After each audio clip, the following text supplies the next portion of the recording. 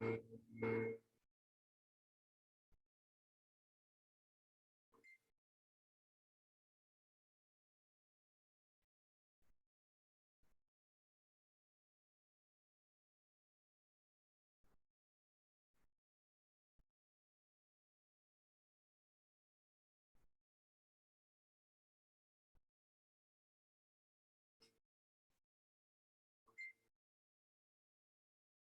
আমার কথা শুনতে পাচ্ছ মেয়েরা? জি মিস। আচ্ছা জি মিস। আচ্ছা, থ্যাংক ইউ। নেটে খুব সমস্যা হচ্ছে। শোনো, আমাদের 40 মিনিট ক্লাসের পরেও অতিরিক্ত 20 মিনিট থাকে, তোমাদের একটু ব্রেক দেওয়া হয়েছে। যদি এরকম ডিসকানেক্ট হয় তোমরা প্লিজ একটু জয়েন করো। হ্যাঁ, পরবর্তী ক্লাসে সময় নিব না, কিন্তু ওই সময়টুকুর মধ্যে যদি প্রয়োজন হয় তাহলে তোমরা একটু জয়েন হবে। দেখো, মিসেস জয়া মুখার্জি ব্যবসায় আরো 20,000 টাকা বিনিয়োগ করলেন। এটার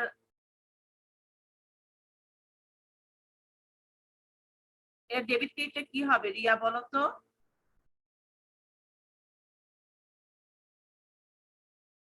কে বলতে পারবে তোমাদের মধ্যে এটা ডেবিট ক্রেডিট কি হবে?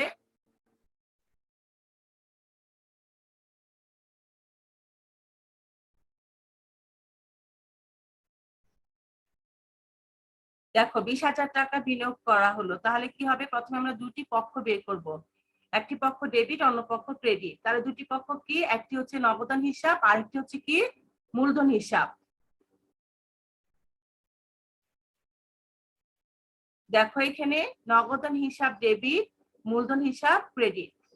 যেহেতু আমাদের কারণ সহ বলা হয়েছে ডেবিট ক্রেডিট নির্ণয় করো,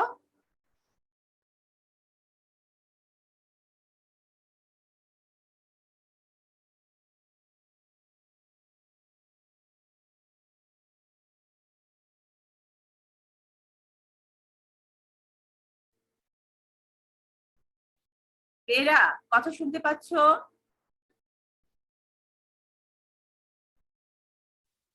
জি মিস। আচ্ছা, দেখো আমাদের পাঠ্য বইয়ের পৃষ্ঠা 29 দেখো, মিসেস জয়া মুখার্জি ব্যবসায় আরো 20,000 টাকা বিনিয়োগ করলেন। তাহলে এটা কয়টি পক্ষ হবে? দেখো, দুটি পক্ষ। একটি হচ্ছে নগদান হিসাব, আরেকটি হচ্ছে মূলধন হিসাব। তাহলে নগদান হিসাব ডেবিট, মূলধন হিসাব ক্রেডিট। এখন কারণ, কেন ডেবিট কেন ক্রেডিট, কারণ সহ ব্যাখ্যা বলেছে। তাহলে সম্পদ বৃদ্ধি পেয়েছে, এই জন্য নগদান হিসাব কি হলো? ডেবিট হলো। আর এদিকে কি হয়েছে? মূলধন আনাতে মালিকানা সত্ত্বের পরিমাণ বেড়ে গেছে, অর্থাৎ মালিকানা সত্ত্ব বৃদ্ধি পেয়েছে, এই জন্য ক্রেডিট হলো। বুঝতে পেরেছো?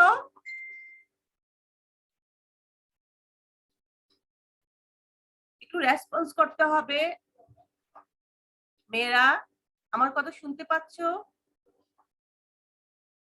জি মিস। আচ্ছা, একটু রেসপন্স করো মা, কারণ নেটের সমস্যা তো। মনে হবে যে নেটের কি সমস্যা, তোমরা কি শুনতে পাচ্ছ কিনা সেটা আমি বুঝতে পারবো। একটু রেসপন্স করো। তাহলে এটা 1 নাম্বারটা বুঝতে পেরেছো? জি মিস। হ্যাঁ, এখন দেখো 2 নম্বর, অফিসের জন্য একটি কম্পিউটার ক্রয় করা হলো 25,000 টাকা। এটা কি হবে? দুটি পক্ষ কি? আসবাবপত্রের হিসাব আর নগদান হিসাব। মা, হ্যাঁ, এখন খেয়াল করো, অধ্যায় 5-এ তোমরা জানবে হচ্ছে হিসাবের নামগুলো। কম্পিউটার হচ্ছে, কম্পিউটারের নাম হবে কম্পিউটার, তারপর এসি ক্রয়, কম্পিউটার ক্রয়, প্রিন্টার মেশিন ক্রয়, এগুলো সব হবে অফিস সরঞ্জাম হিসাব। কি হবে এই হিসাবের নামটা? অফিস সরঞ্জাম হিসাব। হ্যাঁ, অধ্যায় 5-এ আমাদের পাঠ্য বইয়ের অধ্যায় 5টা দেখবে, ওখানে বিভিন্ন হিসাব মানে কি হলে কোন হিসাব হবে সেটা অধ্যায় 5-এ আলোচনা করা হয়েছে। অধ্যায় 5 থেকে তোমরা ভালোভাবে জানতে পারবে। আর যদি মনে করো যদি হিসাবের নামগুলো ভুল হয় পরীক্ষায়, তাহলে সেটি হবে নীতিগত ভুল। ঠিক আছে, তখন অঙ্কটা কি হবে? কেটে দিবে। দেখো, তাহলে অফিসের জন্য কম্পিউটার ক্রয় করা হলো, তাহলে কি হবে? অফিস সরঞ্জাম হিসাব, নগদান হিসাব। আমার প্রিয় শিক্ষার্থী বন্ধুরা, তোমরা সবাই তোমাদের নাম রোলটা দয়া করে চ্যাট বক্সে দিয়ে দাও। তোমরা জয়েন হওয়ার সাথে সাথে তোমাদের নাম রোলটা চ্যাট বক্সে দিয়ে দিবে। আমি চ্যাট বক্স থেকে তোমাদের অ্যাটেন্ডেন্সটা নিয়ে নিব।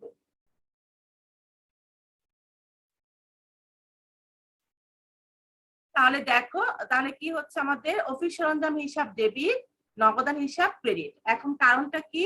অফিস সরঞ্জাম কম্পিউটার ক্রয়ের ফলে অফিস সরঞ্জামের পরিমাণ বেড়ে গেছে, অর্থাৎ সম্পদ কি হয়েছে? বৃদ্ধি পেয়েছে। আর কম্পিউটার ক্রয় করতে গিয়ে কি হয়েছে? কারবার থেকে নগদ অর্থ চলে গেছে, এই জন্য কি হচ্ছে? সম্পদ হ্রাস হয়েছে, এই জন্য নগদান হিসাব কি হলো? ক্রেডিট হলো। তাহলে অফিস কথা নেই, কেটে কেটে আসছে। আসলে নেটের অনেক সমস্যা, ডাটা দিয়ে ক্লাস করার পর এমনি তো ওয়াইফাই যেটা সেটাতে অনেক সমস্যা হচ্ছে, রাউটার দিয়ে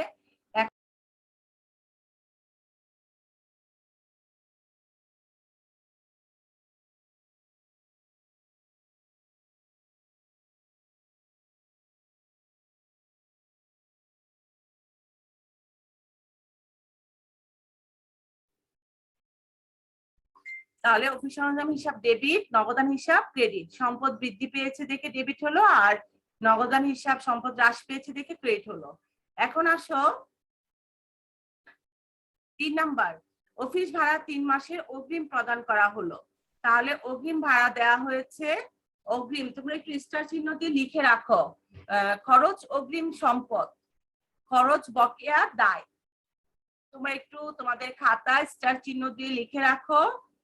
খরচ অগ্রিম মানে কোনো খরচ যদি অগ্রিম হয় তাহলে সম্পদ হিসেবে বিবেচনা করা হবে, আর কোনো খরচ যদি বকেয়া যদি মানে কোনো খরচ যদি বকেয়া হয় তাহলে সেটা দায় হিসাবে বিবেচনা করা হবে।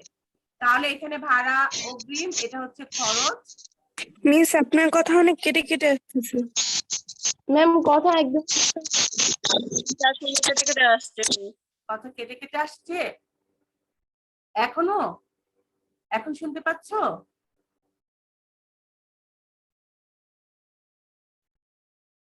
এখন শোনা যাচ্ছে?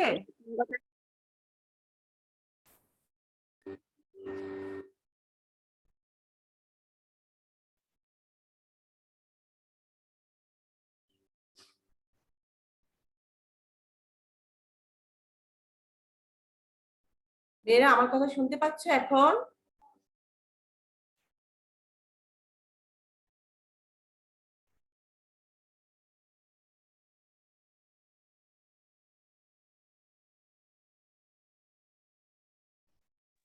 নো মিস, অনেক কেটে কেটে আসতেছে। এখনো এখনো কেটে কেটে মিস আসছে? এখন একটু একটু কেটে কেটে আসে। আচ্ছা, এখনো ক্লিয়ার শোনা যাচ্ছে না?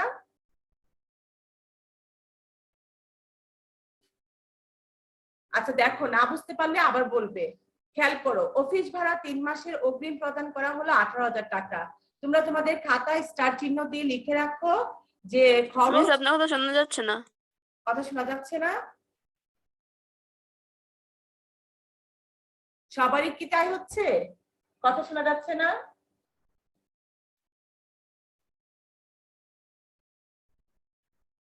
একটু বলো তো, সবারই কি তাই হচ্ছে? কথা শোনা যাচ্ছে না? এরা তোমরা তোমাদের কি সবারই সমস্যা হচ্ছে? জামার কথা হ্যাঁ? মিস এখন শোনা যাচ্ছে। আচ্ছা, থ্যাংক ইউ। আমি আন্তরিকভাবে দুঃখিত। মিস এখন শোনা যাচ্ছে। আচ্ছা, আমি আন্তরিকভাবে দুঃখিত, নেটের খুবই সমস্যা করছে। আচ্ছা দেখো, 3 নাম্বারটা দেখো, অফিস ভাড়া 3 মাসের অগ্রিম প্রদান করা হলো। একটু তোমরা তোমাদের খাতায় স্টার চিহ্ন দিয়ে লিখে রাখো, খরচ অগ্রিম সম্পদ, খরচ বকেয়া দায় হিসেবে বিবেচনা করা হয়। তাহলে এখানে দেখো 3 মাসের ভাড়া অগ্রিম, এটা হচ্ছে খরচ অগ্রিম সম্পদ হিসেবে বিবেচনা করা হবে। তাহলে সম্পদ বৃদ্ধি পেলে কি হয়? ডেবিট। আর ভাড়া ম্যাম এখন আপনার কথা কেটে কেটে আসতেছে। সবার এখানে এই সমস্যা হচ্ছে?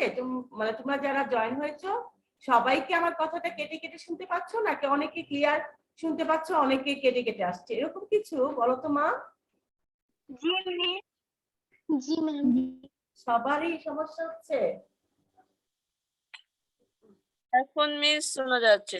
আচ্ছা, তাহলে একটু কষ্ট করে ক্লাসটা আজকে ম্যানেজ করতে হবে এভাবেই, একটু কেটে কেটে আসলে ম্যাম যখন। কেটে কেটে আসতেছে। আচ্ছা, যদি একেবারে না বুঝতে পারো তখন জিজ্ঞেস করো যে মিস 3 নাম্বারটা কি বলেছেন, আবার একটু বুঝাবে, তাহলে আমি আবার না হয় বলবো। ঠিক আছে, তাহলে দেখো তোমরা একটু খাতায় স্টার চিহ্ন দিয়ে লিখে রাখো, অগ্রিম খরচ সম্পদ, আর বকেয়া খরচ বকেয়া থাকলে সেটা দায় হিসেবে বিবেচনা করা হয়। তাহলে এখানে দেখো এখন এখানে অগ্রিম ভাড়া হিসাব ডেবিট, নগদান হিসাব ক্রেডিট। ক্রেডিট আসছে এখানে কারণ কি সম্পদ বৃদ্ধি পেয়েছে, অগ্রিম ভাড়া এই জন্য ডেবিট হয়েছে, আর নগদ টাকা দেওয়া হয়েছে অগ্রিম ভাড়া পরিশোধ করতে গিয়ে এই জন্য সম্পদ হ্রাস পেয়েছে। এটা হচ্ছে আমাদের কারণ। তারপর দেখো 4 নাম্বার, রাজনের নিকট বিক্রয় করা হলো 25,000 টাকা। তাহলে রাজনের নিকট বিক্রয় করা হলো, তাহলে কি হয়েছে এখানে নগদ কিংবা চেকে এই কোনো কথা উল্লেখ না থাকলে তাহলে এটা বাকিতে হয়েছে। তা বাকিতে যদি বিক্রয় করা হয় তাহলে কি সৃষ্টি হয় বলো তো? তোমরা কি কেউ বলতে পারবে বাকিতে বিক্রয়ের ফলে কি সৃষ্টি হয়? বাকিতে বিক্রয়ের ফলে দেনাদার সৃষ্টি হয়। তোমরা এটা স্টার চিহ্ন দিয়ে লিখে রাখো খাতায়। বাকিতে বিক্রয়ের ফলে দেনাদার সৃষ্টি হয় এবং বাকিতে ক্রয়ের ফলে পাওনাদার সৃষ্টি হয়। দেনাদার প্রতিষ্ঠানের জন্য সম্পদ, কারণ তার কাছ থেকে আমরা টাকাটা পাবো, আর পাওনাদার হচ্ছে প্রতিষ্ঠানের জন্য মিস দায়। শুনতে পারিনি। মিস কিছু বোঝা যাচ্ছে না। কিছুই বোঝা যাচ্ছে না?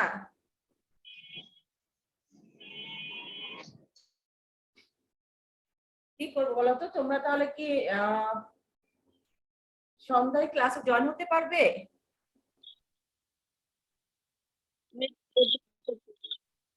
সন্ধ্যায় নাকি একটু পরে? কিভাবে বলো তো, কিভাবে আমি তোমাদের ক্লাসটা নেব তাহলে?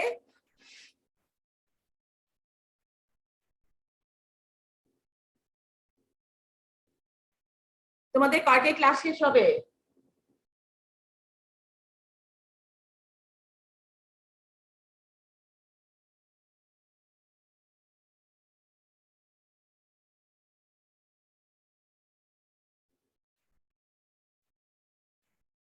রিয়া কথা শুনতে পাচ্ছ?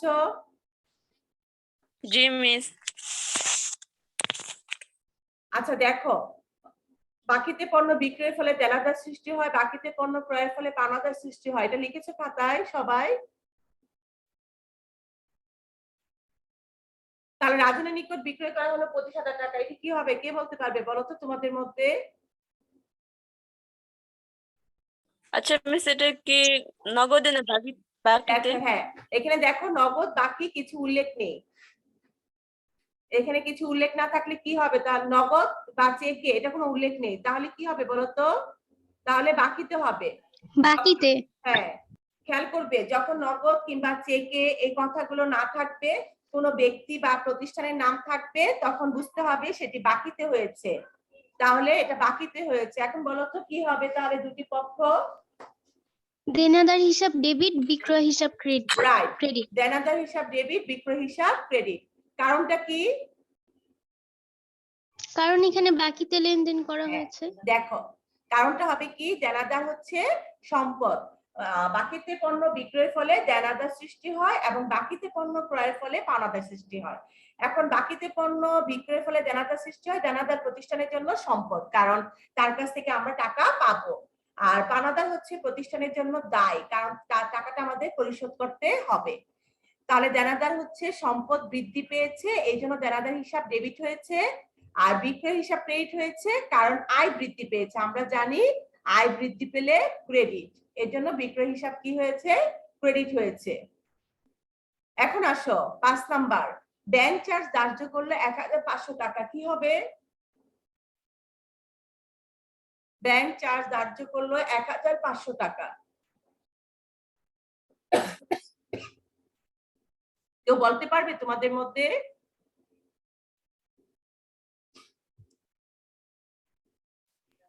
ম্যাম ব্যাংক বলো। হিসাব ডেবিট, ব্যাংক চার্জ হিসাব ক্রেডিট।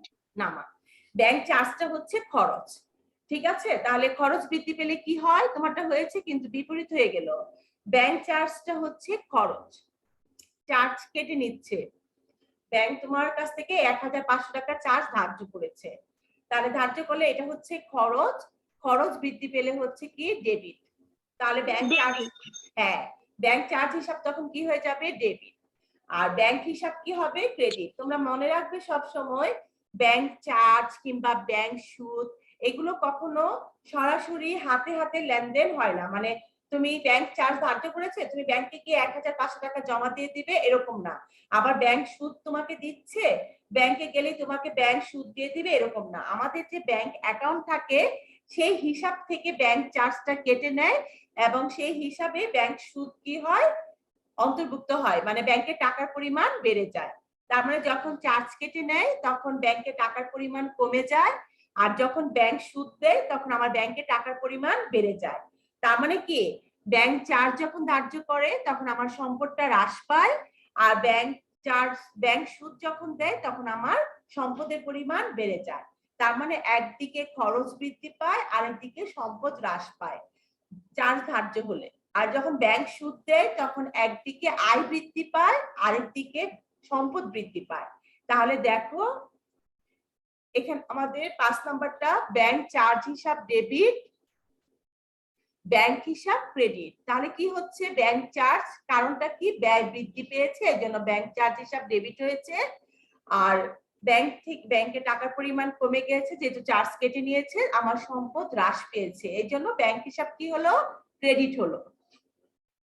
এখন আসো 6 নম্বর, ব্যাংক হতে উত্তোলন করা হলো 6000 টাকা। উত্তোলন মানে ব্যাংক থেকে তুমি টাকা উঠিয়ে নিয়েছো, তাহলে ব্যাংক থেকে উত্তোলন কি হবে বলো তো মা, কে বলতে পারবে? হিসাব নগদান হিসাব ডেবিট, ব্যাংক হিসাব ক্রেডিট। হ্যাঁ, নগদান হিসাব ডেবিট, ব্যাংক হিসাব ক্রেডিট।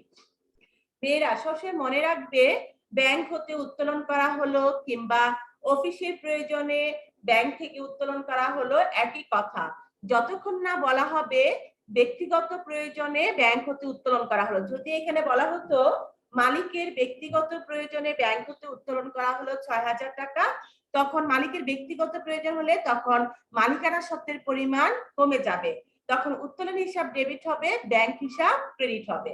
কিন্তু ব্যাংক হতে উত্তোলন করা হলো বা অফিসের প্রয়োজনে ব্যাংক হতে উত্তোলন করা হলো, তার মানে এটা অফিসের খরচ। তাহলে এখানে হচ্ছে ব্যাংক হতে উত্তোলন করা হলো তার মানে অফিসের প্রয়োজনে উত্তোলন করা হয়েছে, তাহলে তারপরে নগদ টাকাটা আসছে এই জন্য নগদান হিসাব ডেবিট বলেছো, আর ব্যাংক থেকে উত্তোলন করাতে ব্যাংকের টাকার পরিমাণ কমে গেল এই জন্য ব্যাংক হিসাব ক্রেডিট হবে। তাহলে চলো কারণটা দেখি। কারণটা হচ্ছে এখানে নগদান হিসাব ডেবিট, ব্যাংক হিসাব ক্রেডিট। কারণ হচ্ছে সম্পদ বৃদ্ধি পেয়েছে, যেহেতু প্রতিষ্ঠানে নগদ টাকা আসছে উত্তোলন করে আনা হয়েছে এই জন্য সম্পদ বৃদ্ধি পেয়েছে। এর বিপরীত ভাবে ব্যাংকে টাকা ছিল সে পরিমাণ কমে গেছে এই জন্য সম্পদ হ্রাস হয়েছে। কারণ এটাই, সম্পদ হ্রাস হয়েছে বলে ব্যাংক হিসাব ক্রেডিট হয়েছে, সম্পদ বৃদ্ধি হয়েছে বলে নগদান হিসাব ডেবিট হয়েছে। এই হচ্ছে আমাদের কারণ। তাহলে দেখো ছকটা খেয়াল করবে মেয়েরা, এখানে আমরা ক্রমিক নং লিখেছি, দেখো এখানে তারিখ, এখানে কোনো আমাদের তারিখ নেই, দেখো 1 2 3 4 এগুলো লেখা। এরকম যদি লেখা থাকে প্রশ্নে তখন আমরা কি দিব, ক্রমিক নং লিখবো। আর যদি তারিখ দেওয়া থাকে তখন আমরা এই ঘরে আর ক্রমিক নং লিখবো না, তখন এই ঘরে কি লিখবো, তখন এই ঘরে লিখবো হচ্ছে তারিখ।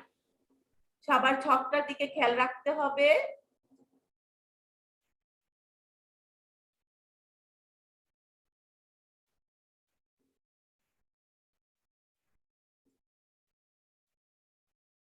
এখন আসো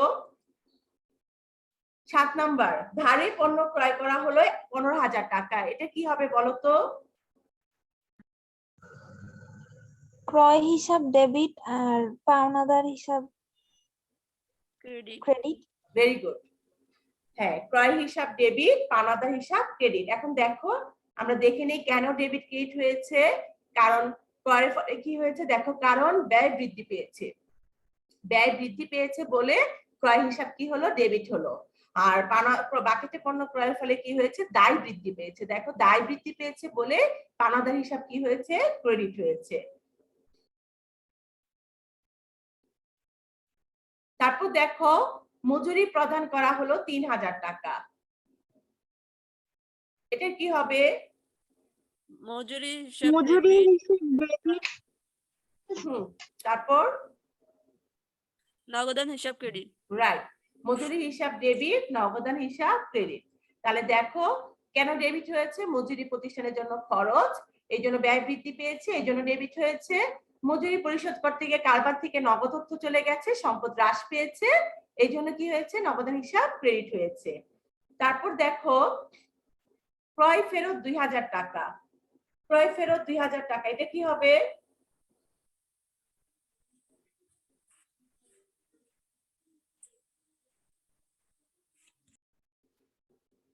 ক্রয় ফেরত ডেবিট হ্যাঁ। আর নগদ হিসাব ক্রেডিট। আচ্ছা, একটু খেয়াল করো, যখন ক্রয় হয় তখন কি হয় প্রতিষ্ঠানের জন্য? তখন ব্যয় বৃদ্ধি পায় না? ক্রয় করার ফলে কি হয়? প্রতিষ্ঠানে ব্যয় বৃদ্ধি পায় না? তখন আমরা কি লিখি? ক্রয় হিসাব ডেবিট লিখি, কারণ ব্যয় বৃদ্ধি পেয়েছে। তাহলে খেয়াল করো, তুমি 5,000 টাকার পণ্য ক্রয় করেছো, তোমার ব্যয় বৃদ্ধি পেয়েছে, এই জন্য 5,000 টাকা কি করেছো? ক্রয় হিসাব ডেবিট করেছো। কোনো কারণে দেখলে নমুনা অনুযায়ী কিংবা ফরমাস অনুযায়ী তোমার পণ্যটা হয়নি কিংবা এক্সপায়ার ডেট নেই, এই জন্য তুমি পণ্যটা কি করবে? ফেরত দিবে। তখন ক্রয় ফেরত, তখন প্রতিষ্ঠানের জন্য তখন কি হয়ে যাবে? সেটা 2,000 টাকা তখন পণ্য ফেরত দেওয়া হলো, প্রতিষ্ঠানের জন্য তখন কি হয়ে যাবে? ক্রয় করলে ব্যয় বৃদ্ধি পায়, আর যখন ক্রয় ফেরত দেওয়া হবে তখন কি হয়ে যাবে? ব্যয় হ্রাস পাবে, তখন হবে ব্যয় হ্রাস। ব্যয় বৃদ্ধি পেলে যেমন ডেবিট, ব্যয় হ্রাস পেলে হবে ক্রেডিট। তাহলে এখানে ক্রয় ফেরতটা কি হয়ে যাবে? ক্রেডিট হয়ে যাবে। ক্রেডিট। আর সাধারণত প্রতিষ্ঠানে নগদ লেনদেনে কখনো ফেরত হয় না। এখানে নগদ লেনদেন যখন হয় তখন ক্যাশ মেমো দেওয়া হয়। ক্যাশ মেমো হচ্ছে একটি দলিল, প্রামাণ্য দলিল। তখন সেখানে লেখা থাকে নিচে বিশেষ দ্রষ্টব্য, বিক্রিত পণ্য ফেরত নেওয়া হবে না, সেটা লেখা থাকে। যখন এই ক্রয় ফেরত আমরা দেখবো কিংবা বিক্রয় ফেরত দেখবো, তখন আমরা ধরে নিব সেটি বাকিতে হয়েছে। তাহলে বাকিতে পণ্য ক্রয়ের ফলে কি সৃষ্টি হয়? আমরা জানি পাওনাদার। তাহলে বাকিতে যখন পণ্য ক্রয় করা হয় তখন পাওনাদার দায় বৃদ্ধি পায়, এই জন্য পাওনাদার ক্রেডিট হয়। যখন ক্রয়কৃত পণ্য আমরা ফেরত দিব তখন কি হবে? তখন দায়ের পরিমাণ কমে যাবে কিছুটা, তখন কি হবে? দায় হ্রাস পাবে। দায় বৃদ্ধি পেলে যেমন ক্রেডিট, দায় হ্রাস পেলে কি হয়ে যাবে? ডেবিট। তাহলে দেখো, পাওনাদার হিসাব কি হয়ে যাবে? ডেবিট। ক্রয় ফেরত হিসাব ক্রেডিট। কেন ডেবিট হয়েছে? পাওনাদার দায় হ্রাস পেয়েছে, এই জন্য ডেবিট হয়েছে। আর ক্রয় ফেরত হিসাব কেন ক্রেডিট হয়েছে? ব্যয় হ্রাস পেয়েছে, এই জন্য ক্রেডিট হয়েছে। সবাই বুঝতে পেরেছো? জি মিস। আচ্ছা, থ্যাংক ইউ। এখন আসো 10 নম্বর। 10 নম্বরে দেখো, ব্যাংকে জমা দেওয়া হলো 10,000 টাকা, এটি কি হবে? ব্যাংক হিসাব ডেবিট, নগদান হিসাব ক্রেডিট। হ্যাঁ, ভেরি গুড। ব্যাংক হিসাব ডেবিট, নগদান হিসাব ক্রেডিট। কেন? কারণ ব্যাংকে টাকা জমা দেওয়াতে ব্যাংক হিসাবে টাকার পরিমাণ বেড়ে গেল, অর্থাৎ সম্পদ বৃদ্ধি পেয়েছে, এই জন্য ডেবিট হলো। আর ব্যাংকে টাকা জমা দিতে গিয়ে কারবার থেকে অর্থাৎ প্রতিষ্ঠান থেকে নগদ অর্থ চলে গেছে, এই জন্য কি হলো? সম্পদ হ্রাস পেল। এই জন্য সম্পদ বৃদ্ধি পেয়েছে, ব্যাংক হিসাব ডেবিট হলো, সম্পদ হ্রাস পাওয়াতে নগদান হিসাব ক্রেডিট হলো।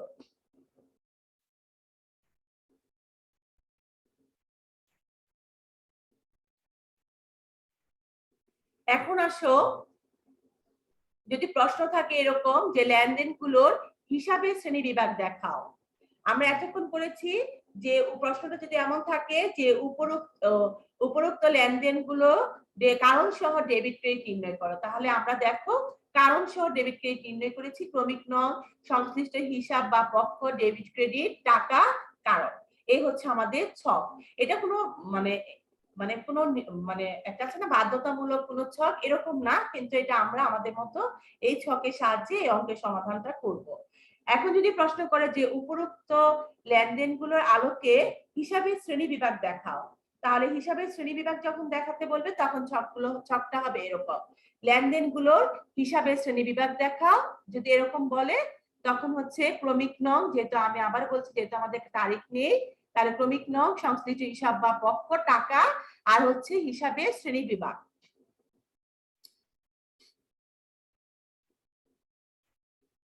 এই হচ্ছে আমাদের ছক। তাহলে দেখো 1 নম্বরে আমরা পেয়েছিলাম নগদান হিসাব, মূলধন হিসাব। যখন হিসাবের শ্রেণীবিভাগ দেখাতে বলবে তখন ডেবিট ক্রেডিট লেখা লাগবে না, শুধু সংশ্লিষ্ট পক্ষ, টাকা আর হিসাবের শ্রেণীবিভাগ লিখলে হবে। কেউ যদি মনে করে ডেবিট ক্রেডিট লিখবে, লিখতে পারো, কোনো সমস্যা নেই, কিন্তু না লিখলেও চলবে। তাহলে নগদান হিসাব, মূলধন হিসাব। নগদান হিসাব, হিসাবের শ্রেণীবিভাগটা কি? নগদান হিসাব হচ্ছে সম্পদ হিসাব, মূলধন হিসাব হচ্ছে মালিকানা সত্ত্ব হিসাব। আমরা আধুনিক নিয়মে 5 ধরনের হিসাবের শ্রেণীবিভাগ আমরা দেখেছি, সেটি হচ্ছে সম্পদ হিসাব, দায় হিসাব, আয় হিসাব, ব্যয় হিসাব, মালিকানা সত্ত্ব হিসাব, এই 5টি। তাহলে দেখো 2 নম্বর অফিস সরঞ্জাম হিসাব, নগদান হিসাব। তাহলে অফিস সরঞ্জাম হিসাব হচ্ছে সম্পদ হিসাব, নগদান হিসাব হচ্ছে সম্পদ হিসাব। এই হচ্ছে হিসাবের শ্রেণীবিভাগ, আমরা এইভাবে লিখবো। 3 নম্বর হচ্ছে অগ্রিম ভাড়া হিসাব, নগদান হিসাব। তাহলে অগ্রিম ভাড়া হিসাব হচ্ছে সম্পদ হিসাব, নগদান হিসাব হচ্ছে সম্পদ হিসাব। 4 নাম্বার হচ্ছে দেনাদার রাজন হিসাব আর হচ্ছে বিক্রয় হিসাব। তাহলে কি হচ্ছে 4 নম্বরে দেনাদার হচ্ছে সম্পদ হিসাব আর বিক্রয় হিসাবের নাম হচ্ছে আয় হিসাব। তোমরা কি বুঝতে পারছো মেয়েরা? জি ম্যাম। আচ্ছা, তাহলে আসো পরের গুলো দেখি আমরা। ব্যাংক চার্জ হিসাব, ব্যাংক হিসাব। তাহলে ব্যাংক চার্জ হিসাব হচ্ছে ব্যয় হিসাব, ব্যাংক হিসাব হচ্ছে সম্পদ হিসাব। নগদান হিসাব, ব্যাংক হিসাব। তাহলে নগদান হিসাব হচ্ছে সম্পদ হিসাব, ব্যাংক হিসাব হচ্ছে সম্পদ হিসাব। 7 নাম্বার হচ্ছে ক্রয় হিসাব, পাওনাদার হিসাব। তাহলে ক্রয় হিসাব হচ্ছে ব্যয় হিসাব, পাওনাদার হিসাব হচ্ছে দায় হিসাব। 8 নাম্বার হচ্ছে মজুরি হিসাব, নগদান হিসাব। তাহলে 8 নম্বরে মজুরি হিসাব হচ্ছে ব্যয় হিসাব, নগদান হিসাব হচ্ছে সম্পদ হিসাব। তারপর আসো 9 নম্বর পাওনাদার হিসাব, ক্রয় ফেরত হিসাব। পাওনাদার হিসাব হচ্ছে দায় হিসাব, ক্রয় ফেরত হিসাব হচ্ছে ব্যয় হিসাব। 10 নম্বর হচ্ছে ব্যাংক হিসাব, নগদান হিসাব। তাহলে ব্যাংক হিসাব হচ্ছে সম্পদ হিসাব আর হচ্ছে নগদান হিসাব হচ্ছে সম্পদ হিসাব। এভাবে আমরা হিসাবের শ্রেণী বিভাগগুলো লিখবো। আমাদের বলো মা, কার কোনো কোশ্চেন ম্যাম থাকলে বলো। আমি প্রথমে আর কি জয়েন করেছিলাম, কিন্তু আমি একটু ওয়েটিং এ ছিলাম অনেকক্ষণ, তো এটার জন্য অ্যাটেন্ডেন্সটা দিতে পারি নাই। আপনি কি আমার অ্যাটেন্ডেন্সটা নেবেন? আচ্ছা মা, শোনো চ্যাট বক্সে 3 জন এটা আছে। তোমরা বারবার ডিসকানেক্ট হয়েছিল, তো তোমরা একটু কষ্ট করে আবার দিয়ে দাও তোমাদের নাম্বারটা। জি আর ম্যাম, জি। আর একটু তোমাদের কাছ থেকে আমি একটু সময় চেয়ে নিচ্ছি। তোমাদের তো আরো 20 মিনিট আছে। তোমাদের যদি পরের ক্লাসটার আগে যদি আমি, তোমাদের কি এরপরে ক্লাস আছে? আগে এটা বলো, ক্লাস নাই? না, তাহলে একটু সময় বাড়িয়ে লাস্ট ক্লাস এটা। হ্যাঁ বলো, এটা লাস্ট ক্লাস ছিল? জি মিস। আচ্ছা, তোমাদের যদি একটু আমাকে সময় দাও তাহলে আমি সময় বাড়িয়ে আবার, আমাদের আর 2 মিনিট আছে, এরপর আমি সময় বাড়িয়ে আবার একটু ক্লাসটা নিতে চাচ্ছি। তোমরা একটু আমাকে 10-15 মিনিট সময় দিবে পরে? জি ম্যাম। আচ্ছা, থ্যাংক ইউ। যেহেতু নেটের সমস্যা হয়েছে মা, একটু সময় দাও। আর তোমরা একটু কষ্ট করে আবার চ্যাট বক্সে নাম্বারটা দিয়ে দাও মা। দেখো আমাদের পাঠ্য বইয়ের পৃষ্ঠা হচ্ছে 29 পৃষ্ঠাটা একটু বের করো মা। দেখো, দুতরফা দাখিলা পদ্ধতিতে রক্ষিত হিসাবের বই। দুতরফা দাখিলা পদ্ধতিতে যে সকল প্রধান হিসাবের বই রাখা হয় তার শ্রেণী বিভাগটা নিচে দেওয়া হলো। আমরা এখন জানবো দুতরফা দাখিলা পদ্ধতি অনুসরণ করে কি কি আমরা হিসাবের বই সংরক্ষণ করি। আর তৃতীয় অধ্যায় 2-3 অধ্যায় 2-3টা অনেক গুরুত্বপূর্ণ একটা চ্যাপ্টার। এখান থেকে তোমরা যদি ভালো করে ডেবিট ক্রেডিট নির্ণয় কিংবা দুতরফা দাখিলা পদ্ধতি অনুসরণ করে কিভাবে হিসাব সংরক্ষণ করা হয়, কিংবা ডেবিট মানে হিসাবের শ্রেণী বিভাগগুলো কিভাবে, কোনটা বৃদ্ধি পেলে ডেবিট, কোনটা হ্রাস পেলে ক্রেডিট, এগুলো যদি একটু ভালো করে জেনে নাও তাহলে এই অধ্যায়গুলো ভালো করে জানলে তোমাদের জাবেদা ভুল হবে না, খতিয়ান ভুল হবে না, এবং পরবর্তী অঙ্কগুলো মানে এগুলো হচ্ছে তোমাদের ভিত্তি। আমরা যেরকম অঙ্ক করার সময় ফর্মুলা গুলো শিখে নিই, তারপর ওই ফর্মুলা দেখে দেখে যেমন বীজগণিতের অঙ্কগুলো করি, ঠিক তেমনি গুরুত্বপূর্ণ একটি অধ্যায়। তাহলে দেখো, জাবেদা লেনদেন সংঘটিত হওয়ার পর তা চিহ্নিত করে দুই তরফা দাখিলা পদ্ধতির নীতি অনুযায়ী ডেবিট ও ক্রেডিট বিশ্লেষণ করে প্রথম যে বইতে লিপিবদ্ধ করা হয় তাকে প্রাথমিক হিসাবের বই বা জাবেদা বলে। যদি প্রশ্ন জাবেদা কি, কিংবা তোমাদের বহু নির্বাচনী প্রশ্নের মধ্যে যদি থাকে এরকম যে দুই তরফা দাখিলা পদ্ধতির নীতি অনুযায়ী ডেবিট ক্রেডিট বিশ্লেষণ করে প্রথম যে বইতে লিপিবদ্ধ করা হয় বলে ড্যাশ দেওয়া থাকলো, তারপর 4টা অপশন, তাহলে সেখানে কি হবে? প্রাথমিক হিসাবের বই বা জাবেদা বই। মানে জাবেদা বইকে প্রাথমিক বইও বলা হয়। জাবেদা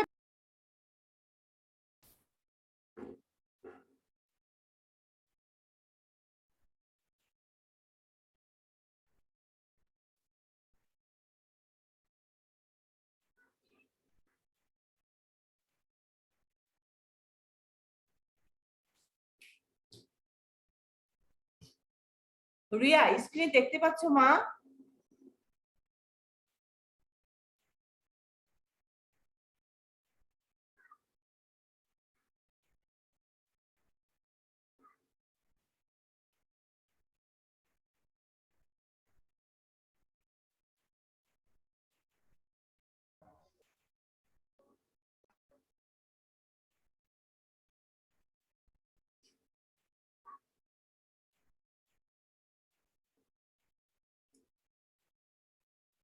জয়ারিয়া স্ক্রিনে দেখতে পাচ্ছ মা? জি ম্যাম। আচ্ছা, থ্যাংক ইউ। তাহলে দেখো জাবেদা কি হয়, বিভিন্ন ধরনের হতে পারে। প্রথমত কি ক্রয় জাবেদা, খেয়াল করো ক্রয় জাবেদা শুধুমাত্র ধারে যে পণ্য ক্রয় সংক্রান্ত হবে, মানে যে পণ্য ক্রয় করা হবে সেই ধারে ক্রয় সংক্রান্ত লেনদেনগুলোই ক্রয় জাবেদায় কি করা হবে, লিপিবদ্ধ করা হবে।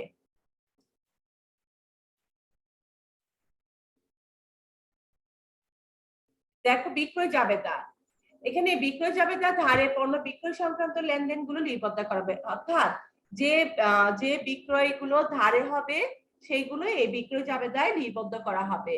ক্রয় ফেরত জাবেদা, এখানে ক্রয় ফেরত জাবেদা ধারে কৃত পণ্য, খেয়াল করো ধারে কৃত পণ্য আন্ডারলাইন দিয়ে দাও, ধারে কৃত পণ্য ফেরত সংক্রান্ত যে লেনদেনগুলো লিপিবদ্ধ করা হবে সেগুলো ক্রয় ফেরত জাবেদায় লিপিবদ্ধ করা হবে। ঠিক একইভাবে বিক্রয় ফেরত জাবেদায় ধারে বিক্রিত পণ্য ফেরত এলে তা লিপিবদ্ধ করা হবে। তাহলে তোমাদের বহু নির্বাচনী প্রশ্ন আসতে পারে যে বিক্রয় ফেরত জাবেদায় লিপিবদ্ধ হয়, এখানে লেখা থাকলো নগদে বিক্রয় কিংবা ধারে বিক্রয়, এরকম বিভিন্ন 4টা অপশন দেওয়া থাকলো, আরেকটি থাকলো ধারে বিক্রয়কৃত পণ্য ফেরত। এরকম যদি হয় তাহলে তখন সঠিক উত্তর হবে ধারে বিক্রয়যোগ্য পণ্য ফেরত। সেটা 5 নম্বর পয়েন্ট দেখো, নগদ প্রাপ্তি জাবেদা, নগদ অর্থ প্রাপ্তি সংক্রান্ত লেনদেন নগদ প্রাপ্তি জাবেদায় লিপিবদ্ধ করা হয়। নগদ প্রাপ্তি জাবেদাটা আমরা আমাদের পাঠ্য বইয়ে নগদান বই আছে যে নগদান বইয়ের অধ্যায়ে আমরা এই নগদ প্রাপ্তি জাবেদা সম্পর্কে আমরা অঙ্কগুলো সেখানে করব। সেখানে হবে নগদ লেনদেনের ফলে যে টাকাটা প্রতিষ্ঠানে আসবে সেইগুলোই নগদ প্রাপ্তি জাবেদায় লিপিবদ্ধ করা হবে। নগদ প্রদান জাবেদায় ঠিক একই রকম, যে লেনদেনগুলো নগদ অর্থ পরিশোধ করা হবে সেই লেনদেনগুলো সেই নগদ প্রদান জাবেদায় কি করা হবে, লিপিবদ্ধ করা হবে। প্রকৃত জাবেদা, যে সকল লেনদেন উপরোক্ত কোনো প্রাথমিক বইতে লিপিবদ্ধ করা যায় না সেইগুলোকে বলা হচ্ছে প্রকৃত জাবেদায় লিপিবদ্ধ করা হবে। অর্থাৎ যে লেনদেনগুলো ক্রয় জাবেদায় লিপিবদ্ধ করা যাবে না, বিক্রয় জাবেদায় লিপিবদ্ধ করা যাবে না, ক্রয় ফেরত জাবেদায় লিপিবদ্ধ করা যাবে না, বিক্রয় ফেরত জাবেদায় লিপিবদ্ধ করা যাবে না, নগদ প্রাপ্তি জাবেদায় লিপিবদ্ধ করা যাবে না, নগদ প্রদান জাবেদায় লিপিবদ্ধ করা যাবে না, শুধুমাত্র সেই লেনদেনগুলো তখন প্রকৃত জাবেদায় লিপিবদ্ধ করা হবে। এখন আসো খতিয়ান। খতিয়ানটা কি? জাবেদায় লিপিবদ্ধকৃত লেনদেন সমূহকে আলাদা আলাদা শ্রেণীবিন্যাস করে উপরোক্ত শিরোনামে হিসাবের ছকে স্থায়ীভাবে লিপিবদ্ধ করার প্রক্রিয়াকেই বলা হয় খতিয়ান। স্থায়ীভাবে এখানে আন্ডারলাইন দাও। আর খতিয়ানকে হিসাবে কি বলা হয়? পাকা বই বলা হয়। এটা একটু তোমরা লিখে নাও, অবজেক্টিভের জন্য তোমাদের লাগবে। এখন রিয়া পড়ো, রিয়া হিসাব চক্রটা পড়ো তো মা। আরেকবার বলবেন কি লিখবো? হিসাব চক্রটা পড়ো। ওকে মিস। চলমান ধারণা অনুযায়ী ব্যবসা প্রতিষ্ঠানের কার্যক্রম অন্তকাল ধরে চলতে থাকবে বলে অনুমান করা হয়। ব্যবসার হিসাব সংরক্ষণের ধারাবাহিক আবর্তনকেই হিসাব করে। 1. লেনদেনের শনাক্তকরণ। হিসাব চক্রের প্রথম ধাপে ব্যবসায়ের প্রতিটি ঘটনাকে বিশ্লেষণ করে লেনদেন হিসেবে চিহ্নিত করা হয়। 2. লেনদেন বিশ্লেষণ। এই ধাপে প্রতিটি লেনদেন বিশ্লেষণ করে সংশ্লিষ্ট হিসাব খাতগুলো চিহ্নিত করা হয়। যেমন 5,000 টাকার যন্ত্রপাতি কেনা হলো, এখানে দুটি হিসাব বিদ্যমান, একটি যন্ত্রপাতির হিসাব ও অপরটি নগদান হিসাব। 3. জাবেদা ভুক্তকরণ। বিশ্লেষণকৃত হিসাব খাতগুলো দুতরফা দাখিলা অনুসারে প্রযোজ্য হিসাবের প্রাথমিক বইতে ডেবিট ক্রেডিট বিশ্লেষণ করে তারিখের ক্রমানুসারে জাবেদায় লিপিবদ্ধ করা হয়। আচ্ছা, থ্যাংক ইউ। 4. না রিয়া, ঠিক আছে মা। তাহলে কি হচ্ছে, আমরা হিসাব চক্রটা কি দেখেছি? প্রথম লেনদেন শনাক্ত করো, তারপর সেটি বিশ্লেষণ করব। আমরা জানি দ্বিতীয় অধ্যায়ে তোমরা করেছো কোনটি ঘটনা, কোন ঘটনাগুলো লেনদেন, কোন ঘটনাগুলো লেনদেন নয়। তাহলে সেটা প্রথমে তোমাদের লেনদেনটা শনাক্ত করতে হবে। আমরা জানি সকল লেনদেনই ঘটনা, কিন্তু সকল ঘটনা লেনদেন নয়। তাহলে সেই ঘটনাগুলো থেকে আমরা প্রথমে লেনদেনগুলো শনাক্ত করব। তারপর দেখো লেনদেন বিশ্লেষণ। আমরা এই অধ্যায়ে লেনদেন কিন্তু বিশ্লেষণ করছি কিভাবে, কোনটি ডেবিট কোনটি ক্রেডিট, এবং কারণ সহ বিশ্লেষণ করছি, কেন ডেবিট হচ্ছে, কেন ক্রেডিট হচ্ছে। 2 নাম্বার চক্রটা হিসাব চক্রে আমরা 2 নাম্বার ধাপে এখন আছি। তারপর দেখো 3 নাম্বার ধাপটি হচ্ছে জাবেদা করা। এই যে লেনদেন যে আমরা বিশ্লেষণ করেছি সেগুলো তারিখের ক্রমানুসারে আমরা একটা নির্দিষ্ট ছকে সেগুলো হিসাবভুক্ত করব, সেটাকে বলা হচ্ছে জাবেদাভুক্তকরণ। জাবেদা থেকে তখন খতিয়ানের স্থানান্তর, রেওয়ামিল প্রস্তুতকরণ, সমন্বয় ডাকলে এইভাবে আমরা চক্রকারে ঘুরবো। তাহলে এখানে প্রথম ধাপে কি করছি, আমরা আগে ঘটনা থেকে বিশ্লেষণ করছি কোনগুলো লেনদেন কোনগুলো লেনদেন নয়। তাহলে লেনদেনগুলো আমরা প্রথমে চিহ্নিত করছি। তারপর দেখো দ্বিতীয় ধাপে কি করছি, আমরা ডেবিট ক্রেডিট অর্থাৎ দুটি খাত চিহ্নিত করছি, কোনটি ডেবিট এবং কোনটি ক্রেডিট। এই যে এখানে একটা উদাহরণ দিয়েছে, 500 টাকার যন্ত্রপাতি কেনা হলো, তার মানে এখানে দুটি হিসাব বিদ্যমান, একটি হচ্ছে যন্ত্রপাতি হিসাব আর একটি হচ্ছে কি নগদান হিসাব। এখন এখানে কি বলা হচ্ছে, জাবেদাভুক্তকরণ। ডেবিট ক্রেডিট বিশ্লেষণ করে তারিখের ক্রমানুসারে আমরা কি করছি, জাবেদায় লিপিবদ্ধ করছি। ঠিক আছে, তারপর দেখো 4 নাম্বারটা বলবে হচ্ছে জুয়ারিয়া। জুয়ারিয়া বলো তো মা, 4 নাম্বার থেকে বলো। জি ম্যাম।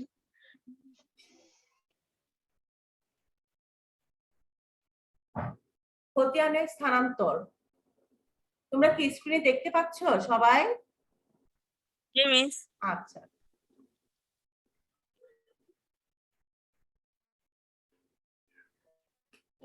আলাদা আলাদা দেশের জন্য আলাদা, প্রতিটি হিসাব খাতের জন্য আলাদা আলাদা খতিয়ান তৈরি করে আচ্ছা বলো, তৈরি করে মিস জুয়েরিয়ার কথা কেটে কেটে আসছে। হ্যাঁ কেটে আসছে। সামিয়া বলো। ঠিক আছে জুয়ারিয়া মা, ধন্যবাদ। সমস্যা হচ্ছে, সামিয়া বলো। খতিয়ানের স্থানান্তর। এই ধাপে জাবেদায় লিপিবদ্ধ লেনদেনগুলোকে আলাদা আলাদা হিসাবের শিরোনামে লিপিবদ্ধ করতে হয়। প্রতিটি হিসাব খাতের জন্য আলাদা আলাদা খতিয়ান তৈরি করে প্রতিটি হিসাবের নির্দিষ্ট সময়ান্তে উদ্বৃত্ত নির্ণয় করা হয়। হ্যাঁ, খতিয়ানের স্থানান্তর কি, আমরা যে জাবেদা প্রস্তুত করব সেই জাবেদার থেকে আমরা আগে হিসাবের নামগুলো বের করব, সেই হিসাবের নামগুলো বের করে আলাদা আলাদা হিসাব শিরোনাম হবে, সেখানে আমরা প্রতিটি হিসাব খাতের জন্য আলাদা আলাদা খতিয়ান প্রস্তুত করব এবং খতিয়ান প্রস্তুত করার কারণই হচ্ছে সেখান থেকে আমরা একটা নির্দিষ্ট সময়ে উদ্বৃত্ত নির্ণয় করব। 5 নাম্বারটা বলো।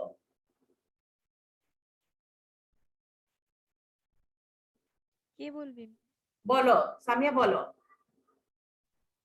রেওয়ামিল প্রস্তুতকরণ। লেনদেন সমূহ নির্ভুলভাবে হিসাব বহিতে লিপিবদ্ধ হয়েছে কিনা তা যাচাই করার উদ্দেশ্যে খতিয়ানের ডেবিট উদ্ধৃত ও ক্রেডিট উদ্ধৃতের সাহায্যে রেওয়ামিল প্রস্তুত করা হয়। হ্যাঁ, তার মানে কি, আমরা যে খতিয়ান প্রস্তুত করলাম এখানে দেখো প্রতিটি হিসাবে নির্দিষ্ট সময়ান্তে উদ্বৃত্ত নির্ণয় করব। তার মানে একটা নির্দিষ্ট সময়ে আমরা উদ্বৃত্তটা যে নির্ণয় করব, তখন এই খতিয়ানের ডেবিট এবং ক্রেডিট দুটি দিক থাকে। তাহলে ডেবিট উদ্বৃত্ত দিয়ে রেওয়ামিলে ডেবিট দিকে বসবে, আর খতিয়ানের ক্রেডিট উদ্বৃত্ত দিয়ে রেওয়ামিলে ক্রেডিট দিকে বসে আমরা এই খতিয়ানের ডেবিট ক্রেডিট উদ্বৃত্তের সাহায্যে রেওয়ামিলটা প্রস্তুত করব। মেয়েরা মনে রাখবে, রেওয়ামিল কিন্তু কোনো হিসাব না, রেওয়ামিল হচ্ছে গাণিতিক শুদ্ধতা যাচাইয়ের একটি মাধ্যম। দেখো এখানে লেখা আছে লেনদেন সমূহ নির্ভুলভাবে হিসাব বইতে লিপিবদ্ধ হয়েছে কিনা, অর্থাৎ আমরা জাবেদা প্রস্তুত করেছি এবং জাবেদা প্রস্তুতের পর খতিয়ান প্রস্তুত করেছি, এখান থেকে এই যে জাবেদা এবং খতিয়ান নির্ভুল হয়েছে কিনা, হিসাব বইতে লিপিবদ্ধ হয়েছে কিনা সেটা যাচাই করার উদ্দেশ্যে খতিয়ানের ডেবিট এবং ক্রেডিট উদ্ধৃতের সাহায্যে রেওয়ামিলটা কি করা হয়, প্রস্তুত করা হয়। এখন দেখো রিয়া বলো, সমন্বয় দাখিলা পড়ো। সমন্বয় দাখিলা।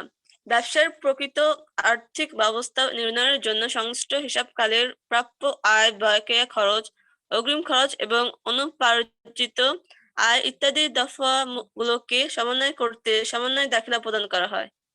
হ্যাঁ, যখন ব্যবসার প্রকৃত আর্থিক অবস্থা আমরা নির্ণয়ের জন্য যে হিসাবকালে প্রাপ্য আয়, বকেয়া খরচ, অগ্রিম খরচ, অনুপার্জিত আয়, এই দফাগুলো তখন সমন্বয় করতে গিয়ে আমরা সমন্বয় দাখিলা প্রদান করি। আর কার্যপত্র প্রস্তুত, এটা কি আর্থিক বিবরণী প্রস্তুত সহজতর করার উদ্দেশ্যে ঐচ্ছিক কাজ। তোমাদের বহু নির্বাচনী প্রশ্ন আসতে পারে, কোনটি ঐচ্ছিক কাজ হিসেবে বিবেচনা করা হয়? 4টা অপশন থাকলে তার মানে ঐচ্ছিক কাজ হচ্ছে কার্যপত্র প্রস্তুত। এটা তোমার হচ্ছে তুমি ইচ্ছা করলে তুমি এই কাজটি করবে, না করলেও মানে কোনো সমস্যা নেই, কিন্তু এটা হচ্ছে ঐচ্ছিক কাজ হিসাবে বহুগড় বিশিষ্ট একটি বিবরণী প্রস্তুত করা হয় যাকে কার্যপত্র বলে, ইংরেজি যাকে বলে ওয়ার্কশিট। এটা যখন তোমরা কলেজে যাবে তখন তোমরা এই ওয়ার্কশিটের অঙ্ক করবে। আমাদের স্কুল লেভেলে এটার কোনো কাজ নেই। তারপর রিয়া পড়ো, 8 নাম্বারটা পড়ো। আর্থিক বিবরণী প্রস্তুত। আর্থিক বিবরণী প্রস্তুতের মাধ্যমে ব্যবসায় প্রতিষ্ঠানের লাভ, ক্ষতি, সম্পদ, দায় ও মালিকানা সত্ত্বের পরিমাণ নির্ণয় করা হয়। এটা তোমাদের বহু নির্বাচনী প্রশ্নে আসবে যে লাভ, ক্ষতি, সম্পদ, দায়, মালিকানা সত্ত্বের পরিমাণ কোন বিবরণী থেকে জানা যায়? তাহলে কোন বিবরণী থেকে জানা যায়? আর্থিক বিবরণী প্রস্তুতের মাধ্যমে জানা যায়। কিংবা আর্থিক বিবরণী প্রস্তুতের মাধ্যমে কি জানা যায়? এখানে অনেকগুলো অপশন থাকলে সেখান থেকে তোমরা এই লাভ, ক্ষতি, সম্পদ, দায়, মালিকানা সত্ত্বের পরিমাণ জানা যায়। তোমরা এই তিনটা জেনে রাখবে। তিনটা থেকে যে কোনো একটা অপশন থাকলে তখন সেটি সঠিক উত্তর হবে, কিংবা অনেক সময় এই তিনটিও থাকতে পারে। সমাপনী দাখিলা কারবারের মুনাফা জাতীয় আয় এবং মুনাফা জাতীয় ব্যয়গুলো জ্যার ও উত্তোলন হিসাব বছরান্তে বন্ধ করতে হয়। 1 বছরে আয় ব্যয় পরবর্তী হিসাব বছরে যাবে না, তাই সমাপনী দাখিলার প্রয়োজন হয়। আমরা এই যে মুনাফা জাতীয় আয় এবং মুনাফা জাতীয় ব্যয়গুলো এগুলো সম্পর্কে আমরা অধ্যায় 4-এ জানবো।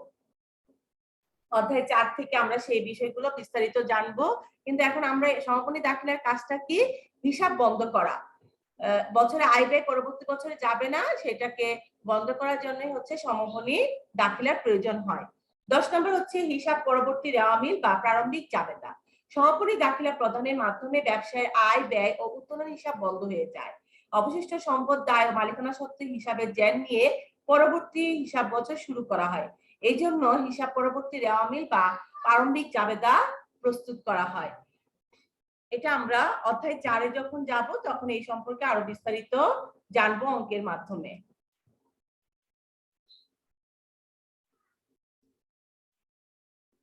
জয়রিয়া পড়ো তো দেখি, তোমার নেটে এখন কি অবস্থা, পড়ো মা। জি ম্যাম। হিসাবের ধারাবাহিকতা রক্ষা পদ্ধতি। চলমান ধারণার নীতি অনুসারে প্রতিটি ব্যবসায় প্রতিষ্ঠান অনির্দিষ্ট কাল পর্যন্ত চলতে থাকবে। প্রতিটি হিসাবকাল শেষে পুনরায় একই ধারাবাহিকতা হিসাব রক্ষণের কার্যসমূহ পরিচালিত হয়, অর্থাৎ চলতি হিসাবকাল শেষ ধারাবাহিকভাবে পরবর্তী হিসাবকাল আরম্ভ হয় এবং নতুন ভাবে হিসাব লেখা শুরু হয়। ফলে দেখা যায় ব্যবসায়িক লেনদেন সংঘটিত হওয়ার পর থেকে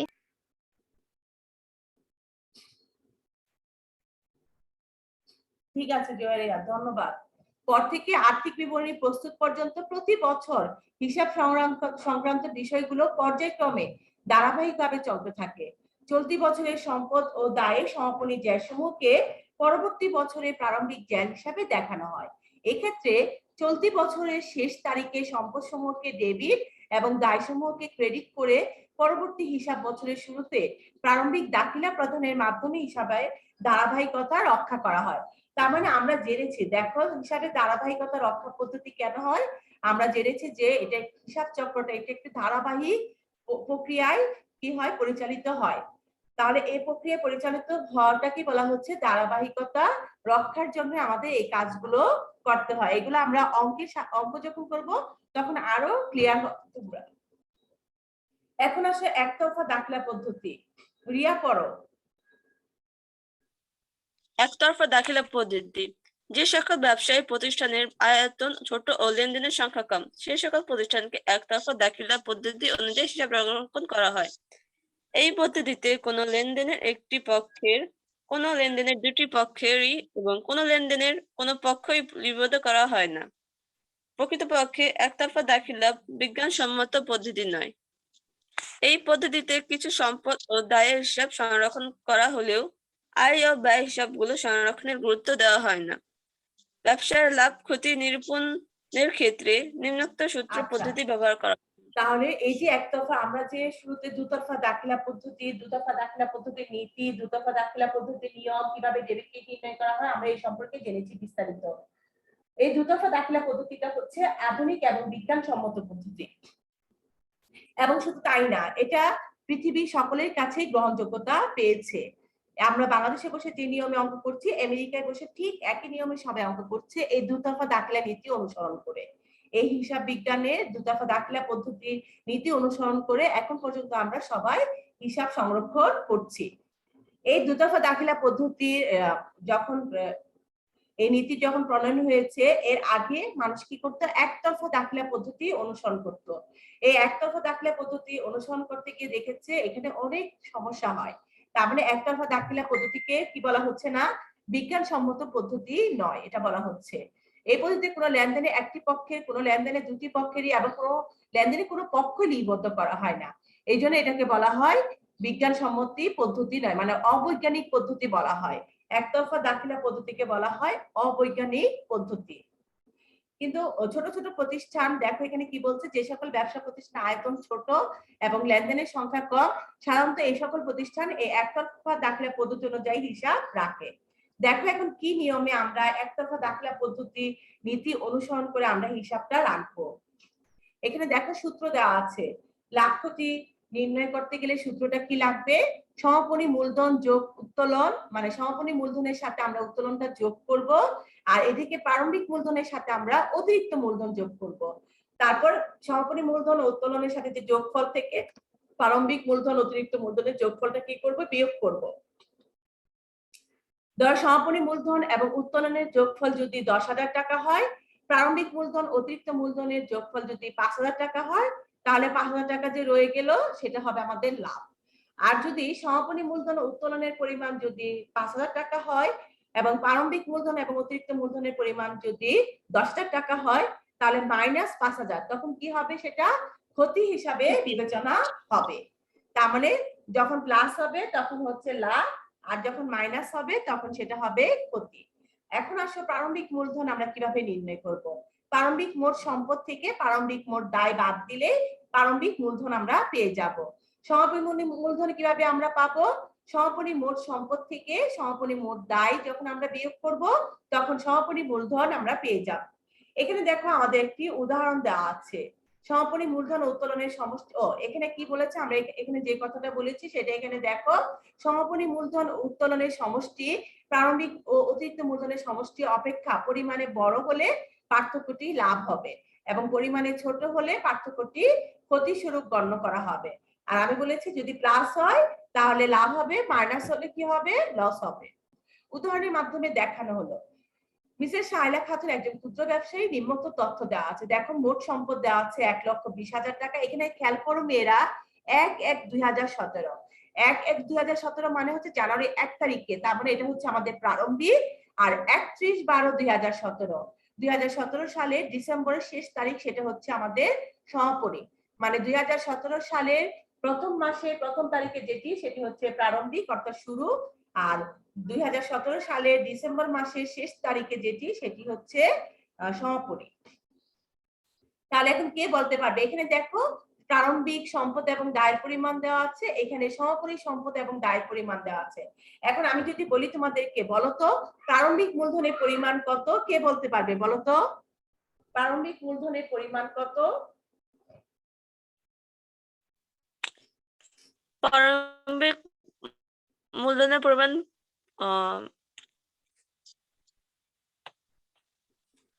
আর 85,000। হ্যাঁ, প্রারম্ভিক মোট সম্পদ। 85,000। দেখো কিভাবে আমরা পেলাম, এখানে আমাদের প্রারম্ভিক মোট সম্পদ দেওয়া আছে 1,20,000 টাকা। 1,20,000 টাকা থেকে আমরা প্রারম্ভিক মোট দায় আছে 35,000 টাকা, সেটা মাইনাস করলে আমরা পেয়ে যাব হচ্ছে প্রারম্ভিক মূলধনের পরিমাণ। তাহলে প্রারম্ভিক মূলধনের পরিমাণ হচ্ছে 85,000 টাকা। এখন বলো তো সমাপনী মূলধনের পরিমাণ কত হবে? 95,000 টাকা। রাইট। কিভাবে? তাহলে সমাপনী মোট সম্পদ এখানে দেওয়া আছে 1,50,000 টাকা, আর সমাপনী দায় আছে 55,000 টাকা। তাহলে সম্পদ থেকে দায় মাইনাস করলে আমরা সমাপনী মূলধনের পরিমাণ পেয়ে যাব। তাহলে এখানে আমরা যে তথ্য আছে সেই তথ্য থেকে আমরা সমাপনী মূলধন এবং প্রারম্ভিক মূলধনের পরিমাণটা আমরা পাবো, কারণ আমাদের লাভ ক্ষতি নির্ণয়ের জন্য সেটি লাগবে। এখন দেখো নিচে কি দেওয়া আছে, 2017 সালের অতিরিক্ত মূলধন আনয়ন হয়েছে 20,000 টাকা এবং মালিকের মোট উত্তোলন হচ্ছে 30,000 টাকা। এখন বলছি 2017 সালে শায়লা খাতুনের লাভ ক্ষতি নির্ণয় করো। এখন দেখো আমরা কি পেয়েছি, আমরা প্রারম্ভিক মূলধনের পরিমাণ পেয়েছি এবং সমাপনী মূলধনের পরিমাণ এখানে দেওয়া আছে। তাহলে লাভ ক্ষতিটা এখন সূত্রটা লিখবো, লিখার পর তাহলে সমাপনী মূলধন আছে কত পেয়েছি আমরা 95,000 টাকা, আর এখানে আমাদের প্রশ্নে উত্তোলনের পরিমাণ দেওয়া আছে, উত্তোলনের পরিমাণ দেওয়া আছে 30,000 টাকা। মেয়েরা যদি ধরো অতিরিক্ত মূলধন যদি দেওয়া না থাকে তখন কি হবে, এই যে আমাদের সূত্র আছে প্রারম্ভিক মূলধন যোগ অতিরিক্ত মূলধন, তখন প্রারম্ভিক মূলধন যোগ অতিরিক্ত মূলধন না দেওয়া থাকলে শূন্য হবে। ঠিক একইভাবে ধরো সমাপনী মূলধন যোগ উত্তোলন, তাহলে সমাপনী মূলধন দেওয়া আছে কিন্তু উত্তোলনের পরিমাণ যদি আমাদের প্রশ্নে না দেওয়া থাকে তখন এখানে কিছু না দেওয়া থাকলে আমরা শূন্য লিখবো। যেহেতু এখানে আমাদের তথ্য দেওয়া আছে তাহলে আমরা সূত্রের সাহায্যে সেই তথ্যগুলো বসাবো। 95,000 টাকার সাথে আমরা 30,000 টাকা যোগ করে পেলাম কত 1,25,000 টাকা, আর এখানে 85,000 টাকার সাথে 20,000 টাকা যোগ করে পেলাম 1,05,000 টাকা। তাহলে 1,25,000 টাকা থেকে 1,05,000 টাকা যদি আমরা মাইনাস করি তাহলে কি হচ্ছে 20,000 টাকা। বলা হয়েছে বেশি হলে লাভ কম হলে কি ক্ষতি, তাহলে বেশি হয়েছে কিংবা প্লাস হলে লাভ মাইনাস হলে ক্ষতি।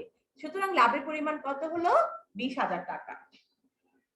এখন দেখো কাজ, পলাশ কুমার পাল একজন মুদি ব্যবসায়ী। 2017 সালে 1 জানুয়ারি তার মূলধনের পরিমাণ ছিল 70,000 টাকা, উক্ত বছরে তার উত্তোলনের পরিমাণ হচ্ছে 15,000 টাকা এবং তিনি কোনো অতিরিক্ত মূলধন আনয়ন করেননি। 31 ডিসেম্বর তারিখে 2017 তারিখে মোট সম্পদ 1,20,000 টাকা, মোট দায় 30,000 টাকা ছিল। লাভ ক্ষতির পরিমাণ নির্ণয় করো।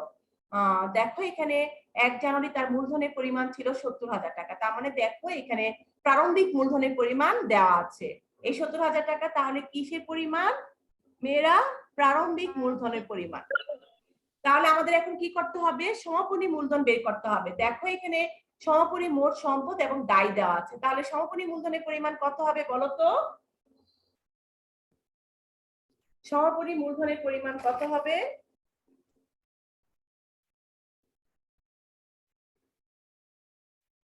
$90,000। হ্যাঁ 90,000 টাকা। 1,20,000 টাকা থেকে আমরা 30,000 টাকা যদি মাইনাস করি তাহলে আমরা পেলাম 90,000 টাকা। তাহলে আমাদের প্রারম্ভিক মূলধনের পরিমাণ দেওয়া আছে। তাহলে এখন যদি আমরা অঙ্কটা করি, সমাপনী মূলধন আমরা পেয়েছি 90,000 টাকা, এটার সাথে আমরা কি করব, উত্তোলন যোগ করব। এখানে কোনো দেখো এখানে উক্ত বছর উত্তোলনের পরিমাণ দেওয়া আছে 15,000 টাকা, তার 90,000 টাকার সাথে 15,000 টাকা যোগ করো তো, আর হচ্ছে আর 70,000 টাকা হচ্ছে আমাদের প্রারম্ভিক মূলধন।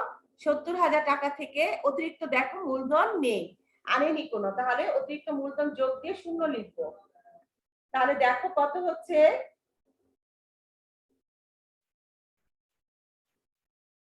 লাভের পরিমাণ কত হবে বলো তো?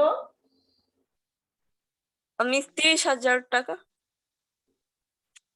35,000 টাকা। হ্যাঁ 35,000 টাকা। হ্যাঁ ভেরি গুড, লাভের পরিমাণ হবে 35,000 টাকা। আমাদের 90,000 টাকা আর 15,000 টাকা যোগ করে আমরা পাবো 1,05,000 টাকা, আর 1,05,000 টাকা থেকে আমরা সমাপনী প্রারম্ভিক মূলধন 70,000 টাকা মাইনাস করব, তাহলে আমরা লাভের পরিমাণ পেয়ে যাব 35,000 টাকা। আজকে এই পর্যন্তই। নেক্সট ক্লাসে আমরা বহু নির্বাচনী প্রশ্ন এবং তারপর আমরা সৃজনশীল প্রশ্ন নিয়ে আলোচনা করব। তোমরা সময় দিয়েছো, আমার পক্ষ থেকে তোমাদেরকে অনেক ধন্যবাদ। আজকে ক্লাসটা কি বুঝতে পেরেছো এটা আগে বলো।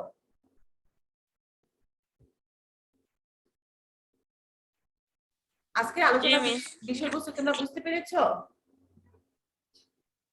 আচ্ছা ঠিক আছে, সবাই ভালো থেকো, সুস্থ থেকো, বাসার বাইরে প্রয়োজন ছাড়া একদম বের হবে না। আসসালামু আলাইকুম। মিস আসসালামু আলাইকুম। ওয়ালাইকুম আসসালাম।